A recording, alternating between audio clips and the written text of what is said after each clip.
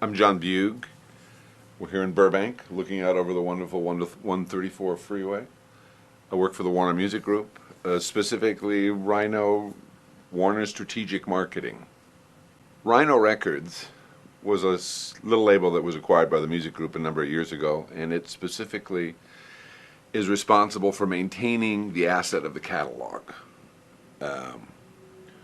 Meaning that any artist is no longer on the label, or even, in some instances, people that aren't active. It's a matter of, as I said, maintaining the asset. So we sell CDs, but we also are involved in the digital aspect of the music business these days. And it also involves licensing and sync rights and coupling, putting specialty packages together. And it's also sort of, for what I do, it's sort of a gray area that not quite sure where to put me, so they put me here because I can maneuver pretty anonymously in terms of, I specifically make long-form music programming is what I try and specialize in, and I oversee the home video department of Rhino, which is catalog and things that we put together to put out, because DVD, long-form video is one of the futures of the music business. A best way to express them is things that we've done last couple of years. I was involved with Reuniting Cream. Cream hadn't performed since 1968, 69, depending on who you talk to, and they decided to reform and do 4 nights at Albert Hall, which we filmed all 4 nights and compressed the 4 nights into one show and put it in release. And it's, for those people that were big Cream aficionados, it was an interesting reunion because it was a master class. It was four players are really, the 3 players are really extraordinary: Clapton, Ginger Baker, and Jack Bruce. Or what would be other examples? We did. I did the Eagles' Hell Freezes Over tour 11 years ago, when they decided to get back together, and we just did a show in Melbourne, Australia a year ago, November, which was sort of the 10th year extension of that, and that's sold well over 1 million copies. So, where DVD years ago, you're happy if you sold 50, 60,000 copies. Now it's, it's becoming the format, one of the format du jour in terms of people that either the older upper demographic that want to have want to have those songs, but also have the pictures that go along with the songs, or it's music used to be thought of as such a passive, put it on in the background and you can listen to it, which didn't really video didn't lend itself because you're supposed to be sitting there watching it. And I find that people are, just as likely to put a DVD on and put it on their sound system because the sound quality is, superior to anything else. And they watch it a little bit, they don't watch it, but it's about the experience. I still think it's the root of the business is the concert business. This is just for those, it's 2 things. It's hardcore fans that, the live aspect, but still there's nothing can replace the act of getting in the car and going to the venue and seeing the show and seeing the lights and having that internal massage of the too loud sound system, all that.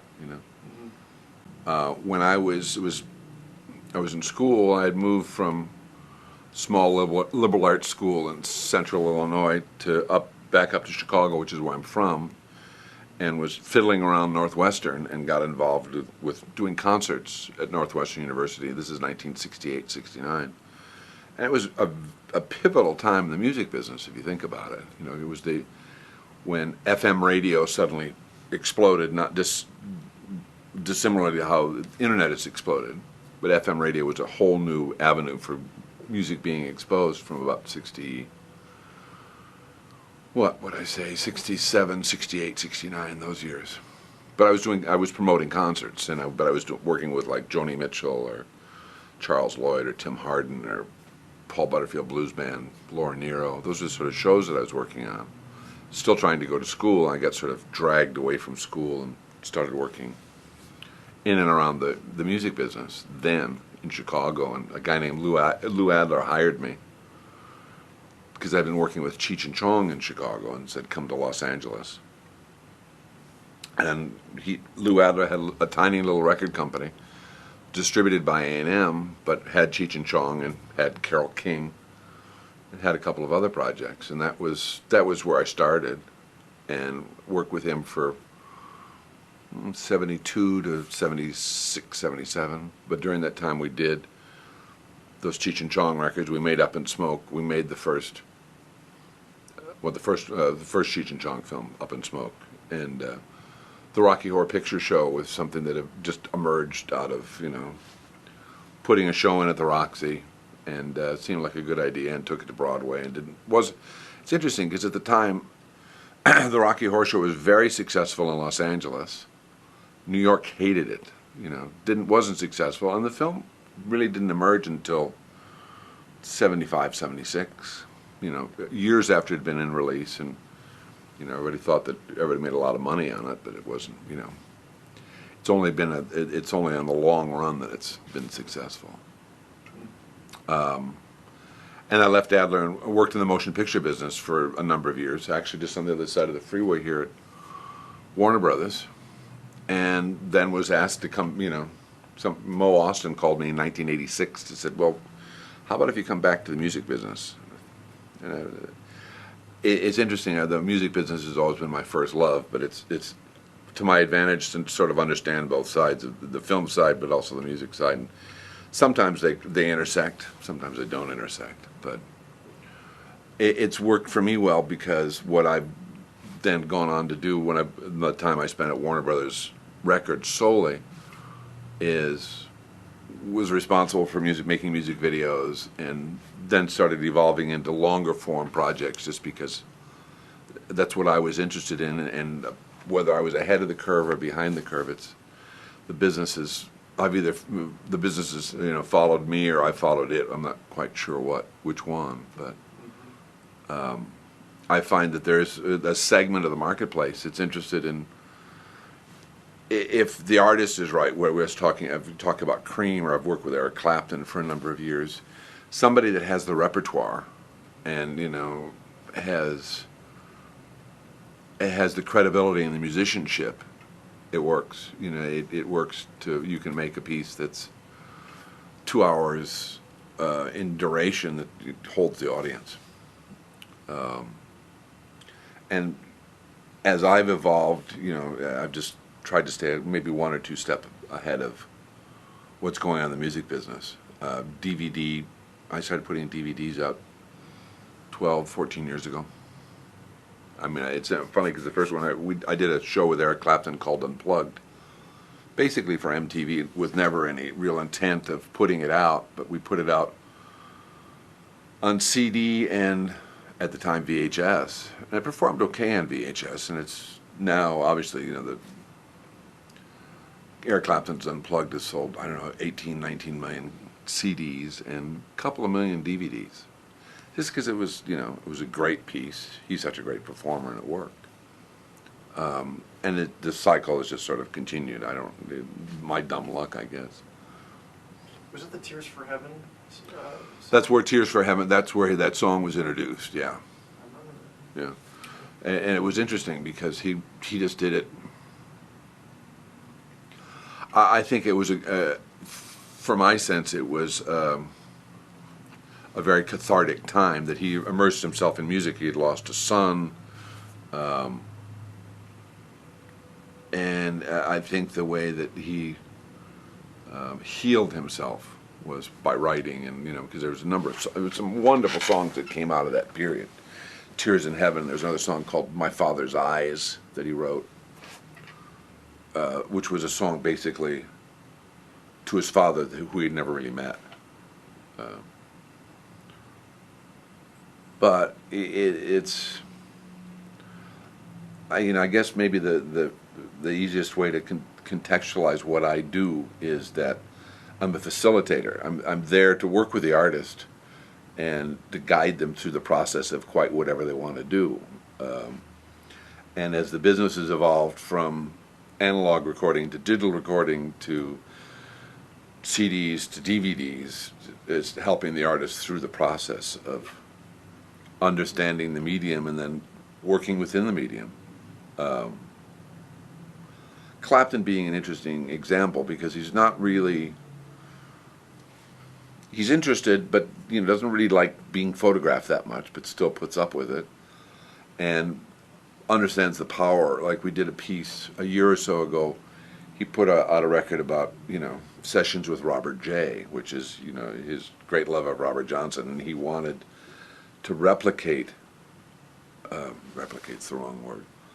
He wanted to interpret some of the Robert Johnson songs, and we ended up, he made a record, and then after he made the record he thought he could do better, and we went in the studio and he filmed live versions of these songs, and it turned into a DVD that's again sold really quite well. But it was also a personal way for him to express himself, just as personally that he can express himself solely in audio. It's just adding pictures to audio is basically what you're doing. I had been working for Warner's when I was in the feature motion picture business, producing. I mean, I was a line producer, meaning that I was the guy physically on the set every day making sure that we were staying on schedule and people were showing up, and what a line producer does. And not really having a lot of fun with it. It was all right, but I wasn't my favorite. And to amuse myself, there was a guy at Warner's named Jeff Aroff, who you know, and I used to do stuff, he'd call me up because he knew that I had more film knowledge than he did. And this thing, music video, was just starting to really emerge, in terms of being important. I used to make music videos for him. Or I'd fix music videos, because, I had a certain amount of editing experience. And the pivot was probably, I found this guy from Chicago that was a medical illustrator, and he decided he didn't want to do that anymore, and he wanted to become an animator. But he had this absolute amazing skill because he studying, if you're going to become a medical illustrator, you go to medical school and you live in studying Gray's Anatomy. And the guy's name was Michael Patterson, and we found a record and he animated. It was a group called Aha. If you remember Aha, Take on Me. And off the strength of that, they said, well, maybe you should keep doing this. So it's, as I said, it's sort of dumb luck in terms of instinctively things that I like visually, the audience seems to react to. It's interesting because I made a video with my late wife actually for Van Halen, and the band wasn't crazy about it. But they still let us, at the end of the day, they let us go with it, and it was called Right Now, which again was just sort of a departure from, that's sort of what I like doing, is that you identify what you're supposed to do and then try and figure out how you can vary off the center by 10 degrees one way or the other. So I think it's just I don't know that I've consciously thought, well, I'm going to do this and then do this and that. It's just sort of, well, it's always within Warner Brothers, but it's outside. It's outside of the normal repertoire.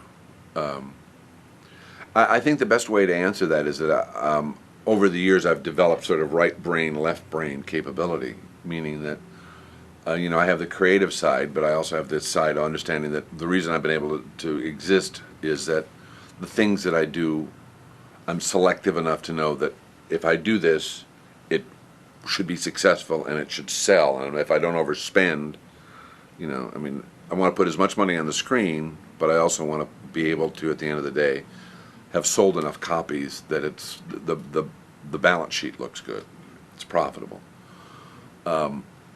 It's also, I learned very early that, I could have gone and been independent and done what I do, probably not to the same level of success just because of, working for a company like Warner Brothers, who has this vast number of artists. When I'm talking about the music group, Warner Brothers specifically as well, though, because they have, a lot of artists signed, is that to have that resource to be able to draw upon the artists in preference to, going, going to the individual artists and saying, well, let's do this and do that, in terms of creating something, it gives me I get the inside track a little bit, knowing that Josh, I watched Josh Groban when he's, first sang at a City of Hope dinner when he was 17, and was able to sort of track him and identify the time to insert oneself into it.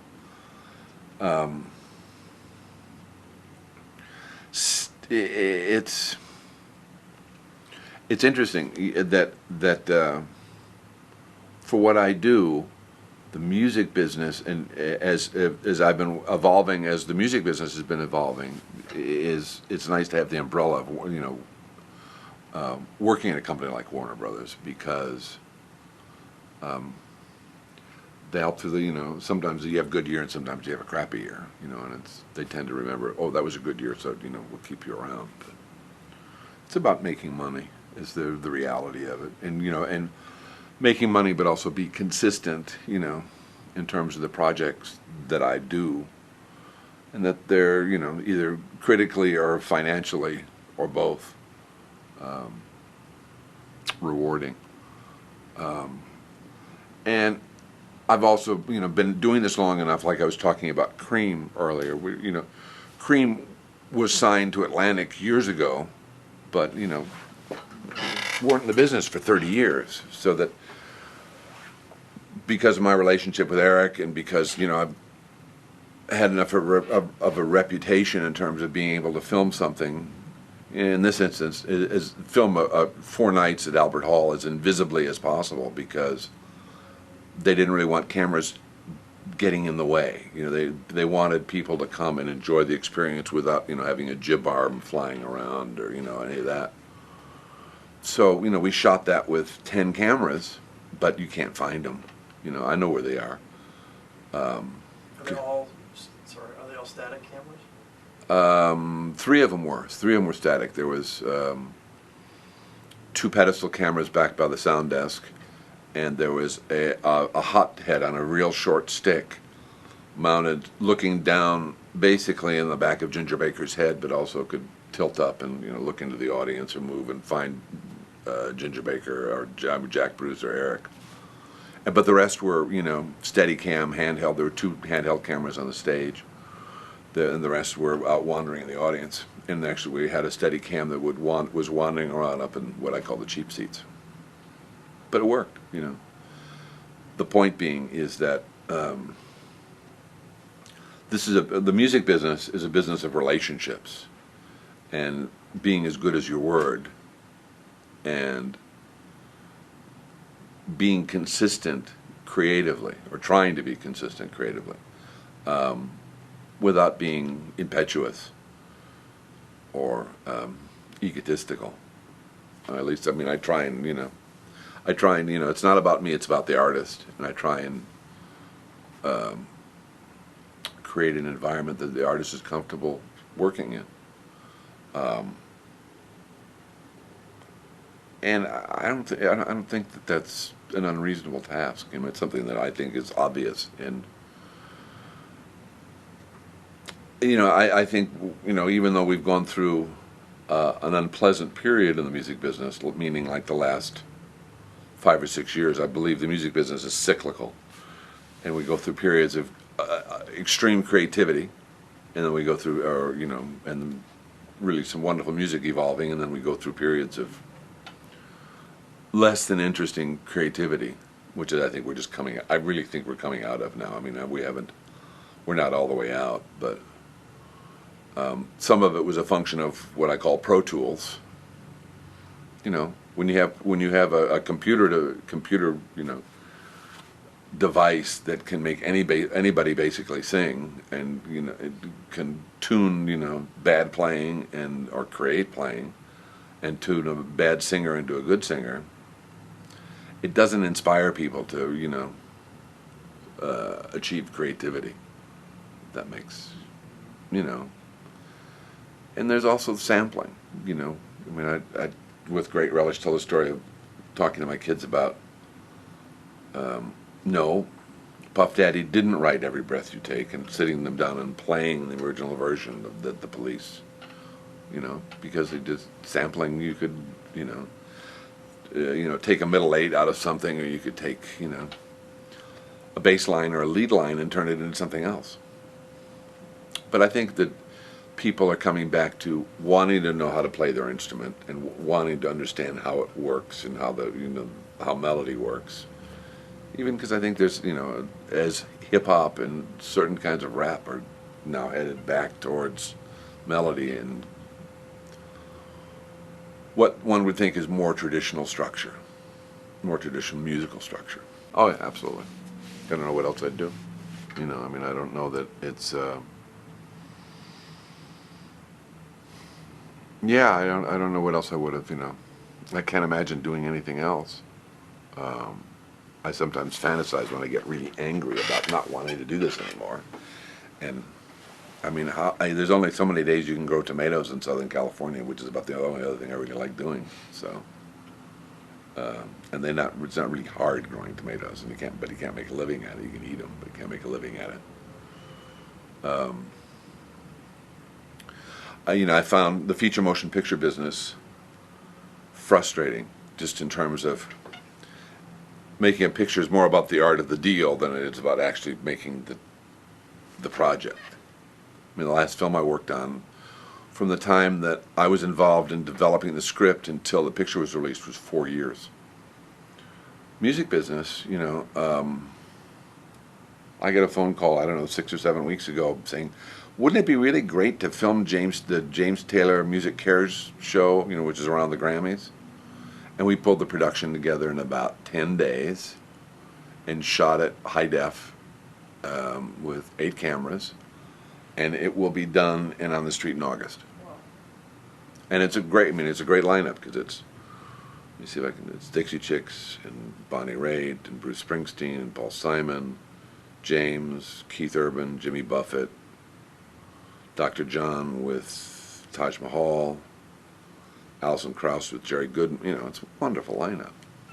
Well, it's clearly evolved and emerged over the years, because years ago, let's talk about in the 60s, middle 70s, even maybe as late as the early 80s, what you reacted to was a piece of cardboard that was 12 inches square that had an image on the front and an image on the back. I can remember, luxuriating over looking at the new Crosby, Stills, Nash & Young package or the new whatever. But as the technology shrank and we no longer went from 12-inch pieces of vinyl, but to rather, 5-inch pieces of styrene, the visual aspect became that much more limited. But what emerged out of that was film, music video. So that, if you look at a lot of artists, use the Red Hot Chili Peppers as an example, that they have embraced the medium, understand the medium enough that they can, express themselves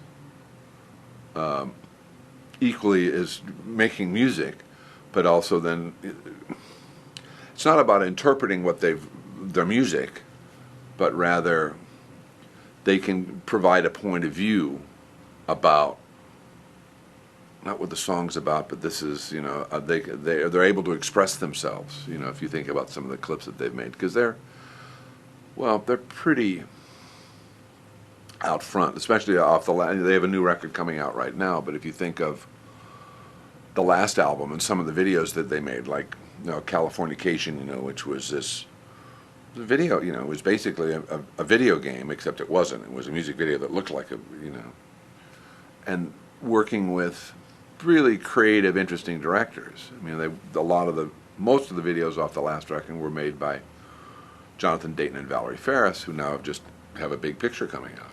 Or the new video was Tony Kaye, who made American. Yeah, thank you. So, what's interesting is that artists. There's a segment of artists, whether it be like the Chili Peppers, David Byrne's a good example. The Foo Fighters are an interesting example of an artist that has a musical sense, but also has some sort of visual acumen or a sensibility that is reflective of either music, I don't know if that makes any sense. Yeah, reflective of their musical taste, or it's certainly it's a layer on top of what they've created musically. They're creating visually as well. And it's some of it's just recognizing, it's guiding people. I mean, it's guiding people or making them understand, or allowing them to understand the process. I mean, it's not like I always tell people when they're making a music video or they're doing a long form project. I mean, I have a point of view, but I'm not in it. You're in it, so it's got to be, it has to be a reflection of how you feel about it, whether it's Eric Clapton or Faith Hill or the Eagles or I mean, Faith Hill also has a very definite point of view about how she wants to present herself within music video, or I've made a couple of TV specials with her, and it's a powerful medium, especially most of the things that we do invariably have a broadcast element, because that's how they get. That's how you can pay for them. When you start spending $1 million on a 90-minute television show, you got to sell a lot of DVDs. But if it's going to be if it's a part of it's going to be broadcast, and there's a license fee, and it helps defray the costs. Or in other manners, it's like we did a Josh. Remember, I don't know if you know Josh Groban. But, we did a Josh Groban PBS special. His career was already at a certain level, and by doing the PBS special, it took him from this level up to here, just because it broadened his audience, made more people aware of what he was doing. And because we did that, then his career grew to the point that then he could go out on tour, and he's now very successful touring. Where we did the first show, he hadn't toured a whole lot. He'd sung in 2 or 3 songs here, but he hadn't taken a whole 90-minute or 2-hour show out. So it's sort of an interesting phenomenon. How do you like working with artists? Very much so. I mean, if I didn't, I wouldn't do it. I'll say there's some artists I like working with. There's some other artists I don't like working with, but that's part of the game. But most of them. Go ahead. Sorry, go ahead. I was going to say I'm old and cranky enough that I can work with pretty much who I want to work with. Are you a musician? No. Tone deaf. Don't play. Was trained as an art director. And interned as an art director. And when I worked for Adler, that was one of my responsibilities, was sitting behind a board.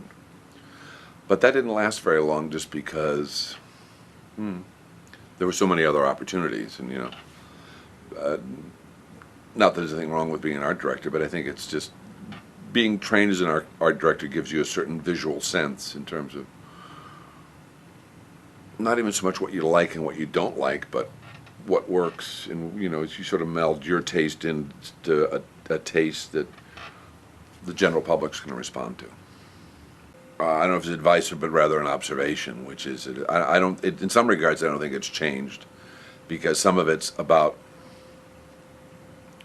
having a certain level of talent, and it's a blend of talent, but it's also a blend of tenacity, sticking with it. And the third part is being in the right place at the right time, and there's no way you can figure that out. I think some of the successes that I've had have just been, I don't want to say dumb luck, but I've never been able to attribute it to instinct that just happened to come across something, or that's interesting, or this works, or some of it's at the hands of the gods. So it's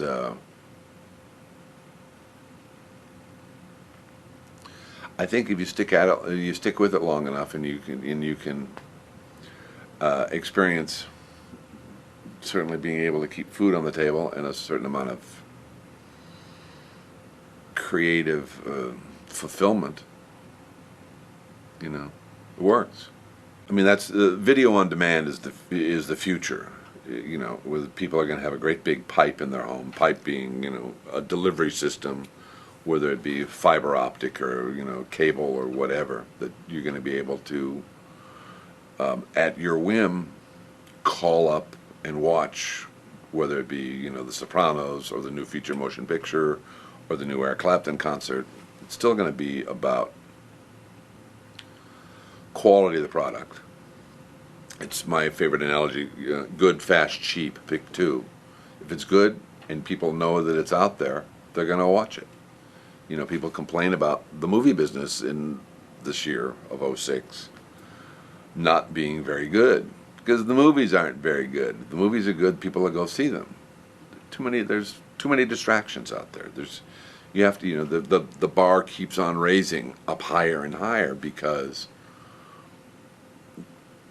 you do have the ability of video on demand, and you can, the studios narrow the window between theatrical release and DVD release. Well, I'd like to see that, but I don't really feel like going to drop $50 to go see it in the movie theater. I'd prefer to wait till it comes out on DVD and pay $20 for it and own it. So to get people to get up off their rear ends and go to the movie theater, it's got to be something that's really, remarkable. There'll always be a facet of not facet's the wrong word. There'll always be an audience that likes getting out of the house and going to the movie theater, and they'll go see. That's why the Lamley theaters on 2nd Street is always busy, or there's always a cross section of avid film goers.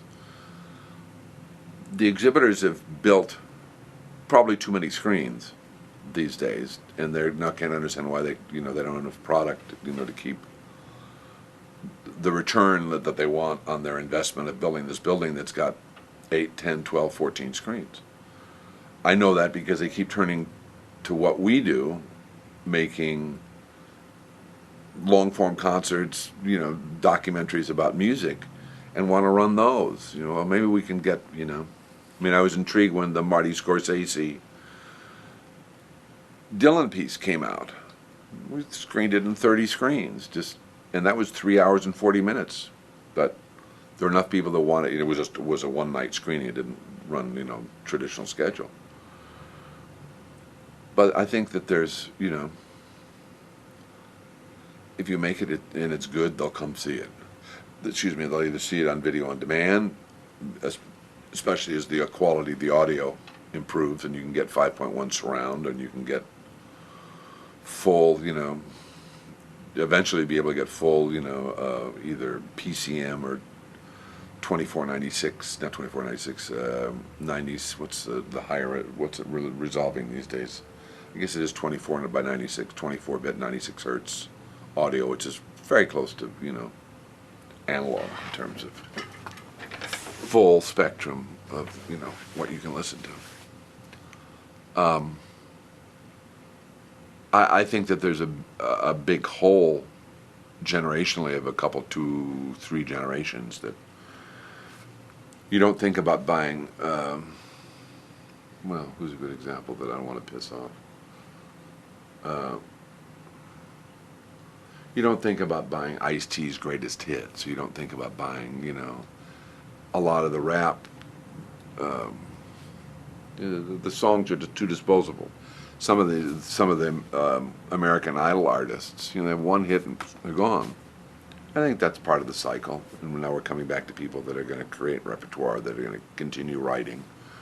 You look at bands like Radiohead and even Pearl Jam. And there's some young bands that are emerging as well that I think have the chops to sustain and maintain themselves.